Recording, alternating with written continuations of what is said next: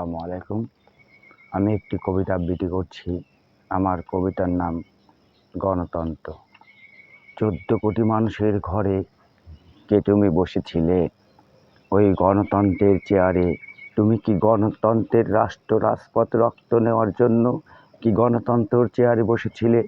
তোমার দুর্নীতি নিয়ে আজ ভাবে ১৪ কোটি বাঙালি। স্বাধীনতার রক্তের বিনিময়ে গণতন্ত্রকে তোমরা কিভাবে নষ্ট করেছ, নাকি রক্ত নেবে হায়নার মতো? হে ১৪ কোটি জনগণের প্রতিনিধি, তোমরা কি চাও এই দেশের রাজপথে আবার রঞ্জিত হোক ১৪ কোটি মানুষের সোনার মাতৃভূমি?